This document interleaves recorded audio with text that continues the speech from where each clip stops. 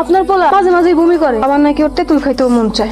ও মা, পোয়াতে যদি না হয় তাহলে এগুলা করবো কি লিগা? আরে আজব ব্যাপার, আমি কি মায়া মানুষটা কি যে আমার পোলা বানাইবো? আর কোন সময় দেখছো কোন পোলা গর্ভবতী হয়েছে বা মা হয়েছে? তাহলে বমি কি লেগে করতেছো? এটা তো গভীর। আব্বা আমি না বুঝতেছি না, কয়দিন ধরে কেমন যেন আমার মাথা ঘুরায়, আবার হঠাৎ হঠাৎ করে বমি আহে। ও মা, আমি কি শুধু শুধু কইতাছি আপনার পোলার পোয়াতি দেখছেন না নাকি আমার মাথাও ঘুরায়? আপনার পোলা যদি সত্যি সত্যি পোয়াতি হয়, এলাকার মানুষ আমারে কি কইবো? যে জায়গা আমার বাচ্চা ওর কথা, ওই জায়গার মধ্যে আপনার পোলার নাকি বাচ্চা হইবো? আরে আমার পেটে রেখে বাচ্চা হয়েছে, আমার তো নিজের বিশ্বাস হতেছে না। আব্বা আপনি একটু বুঝান না করে। তোর আব্বাই কি কইব? তুই নিজে বুঝোস না? তুমি কিন্তু এমন থেকে সাবধানে থাকবা। তুমি যেমনি উল্টা পাল্টা চলাফেরা করো, বাচ্চার কিন্তু ক্ষতি হয়ে যাইবা। আর এগুলো তোমরা কি কইতাছো? একটু বমি করতেছে, তাহলে কি পেটে বাচ্চা হয়ে গেছে গা? অন্য কারণ হতে পারে। তুমি ওকে একটু বুঝাও, দেখো আমার পেটে কোনো বাচ্চা টাচ্চা নাই। অবহেলা করিস না, হইতেও তো পারে। যদি হয় সেটা পরে দেখা দেবো, এইসব নিয়ে আর বাড়াবাড়ি করো না। ও আম্মা, আমার তো সন্দেহ হইতাছে আপনার পোলা মনে হয় সত্যি সত্যি পোয়াতি। আরে তুমি আবার আসার খাইতেছো না আম্মা? তো কারোটাই কোন আরেকটাই কোন আমি খাবো।